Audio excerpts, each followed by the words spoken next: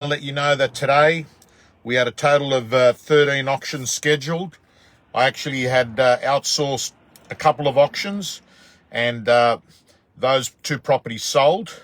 And I want to let you know the ones that I conducted did 13 auctions.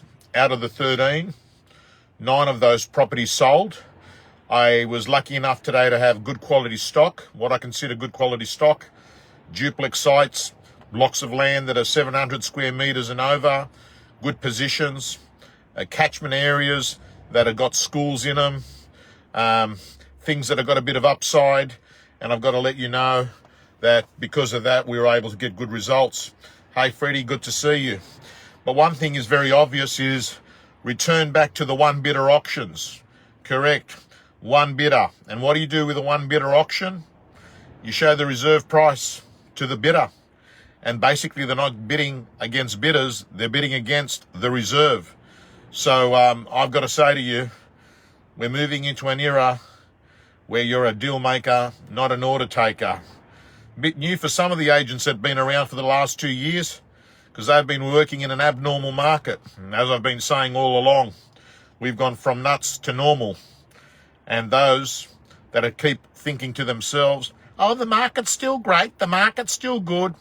Well, they're the ones that are actually getting a lot of properties passed in, because they're really bad at pricing, they're very bad at vendor management, and they're bad at actually working and keeping the buyer engaged in the process. Tough times don't last, my friends, but tough people do. Remember that. I'm also going to let you know that right now in this marketplace, if you are a buyer, you got great choices. I've got to say to you, my friends, and how do you become a buyer? By being a seller. If you sell, you become a buyer. So often as a seller, you might not have got what you would have got in November last year, but the good news is if you're trading up, you're probably in a better spot, because the one that you're selling is probably getting 50 less. The one that you're buying is probably 120 grand less. So often you're 50, 70 grand ahead in this marketplace. But a lot of people don't see it that way because they're too myopic and they're always looking at only one of the two chapters in the sell-buy process. And when you're actually trading in real estate, you've got to look at the changeover figure. I think sometimes a lot of vendors become very myopic and they just focus and say, oh, but I want this number, I want this number. But they forget, man, if you're going to get top dollar because you're selling during a boom, you're going to be paying top dollar because you're buying in a boom.